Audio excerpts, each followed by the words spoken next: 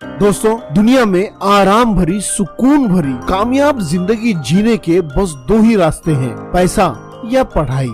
चारा काटने की मशीन पर मेहनत करते उस बच्चे को कामयाबी हासिल करने के लिए पढ़ाई वाला रास्ता बड़ा आसान नजर आया और उस बच्चे ने इसी रास्ते को चुना। खेतों खलिहानों में जानवर चराने, किसानी करने के साथ साथ उसने कड़ी मेहनत और लगन से पढ़ाई की और वो कर दिखाया जिसका सपना हर नौजवान देखता है। जी हाँ दोस्तों, ये लड़का आईपीएस अफसर बनकर कामयाबी के शिखर पर पहुंच गया। दोस्तों, ये मोटिवेशनल लाइफ स्टोरी है ईमानदारी की मिसाल कर्तव्य दक्ष पुलिस अफसर नूरुल हसन की। उत्तर प्रदेश पीलीभीत जिले का छोटा सा एक गांव हररायपुर।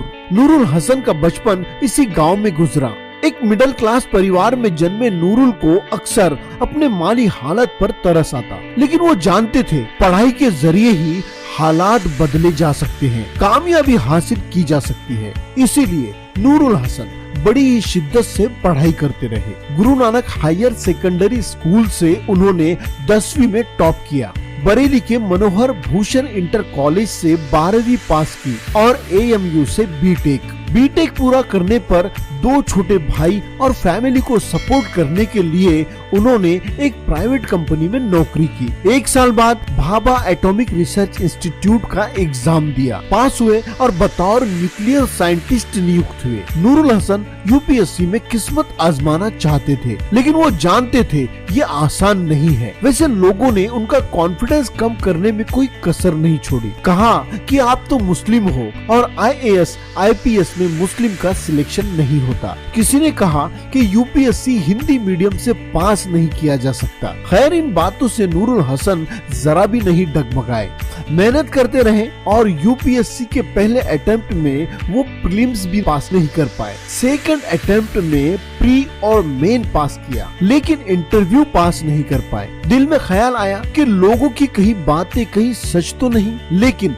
निगेटिविटी को मात देकर नूरुल हसन ने फिर एक बार शिद्दत से मेहनत की और 2014 में अपने तीसरे अटेम्प्ट में उन्होंने वो पा लिया जिसका सपना वो बरसों से देखते रहे। नूरुल हसन को आईबीएस में महाराष्ट्र कैडर मिला और बतौर एएसपी उनकी पहली अपॉइंटमेंट नांदेड़ में हुई। इस वक्त आईपीएस अफसर नूरुल हसन महाराष्ट्र के वर्धा जिले में बतौर एसपी अपनी ड्यूटी निभा रहे हैं। और हाँ, नूरुल हसन को हाल ही में अपराधियों पर लगाम लगाने, अपना कार्य बेहद उम्दा तरीके से निभाने के लिए आईपीएस कैटेगरी में महाराष्ट्रियन ऑफ द ईयर से नवाजा गया। तो दोस्तों, ये था आईपीएस अफसर नूरुल हसन साहब का जीरो से हीरो तक का सफर। लेकिन दोस्तों, इस कहानी में जिस शख्स को दाद देनी चाहिए, जिसके संघर्ष को सैल्यूट करना चाहिए, उसके बारे में तो मैंने बताया ही नहीं। जी हाँ दोस्तों, वो शख्स है आईपीएस अफसर नूरुल हसन के पिता शमशुल हसन।